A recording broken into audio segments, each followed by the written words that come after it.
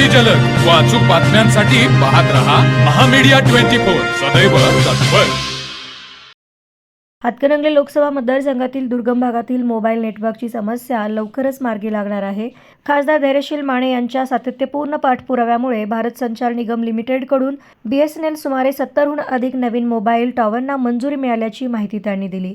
मतदारसंघातील शाहूवाडी व पन्हाळा तालुक्यातील डोंगरी आणि दुर्गम वाड्या वस्त्यांमध्ये नेटवर्कची मोठी अडचण निर्माण होत होती।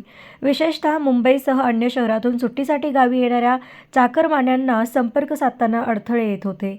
स्थानिक नागरिकांनी याबाबत खासदार माने यांच्याकडे वारंवार पाठपुरावा केला होता।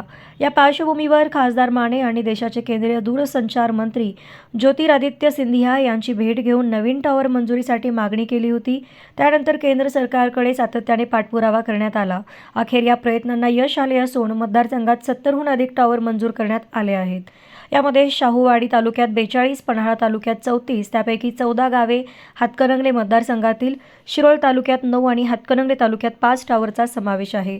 या टॉवर उभारणीमुळे डोंगरी भागातील तसेच खेडोपाड्यातील नागरिकांना अखंडित मोबाईल सेवा उपलब्ध होणार असून नेटवर्क समस्येवर मोठ्या प्रमाणात दिलासा मिळणार आहे, असा विश्वास खासदार माने यांनी व्यक्त केला। तर मग चला सबस्क्राईब करायला विसरू नका महामीडिया 24 न्यूज चॅनलला। महामीडिया 24 सदैव तत्पर।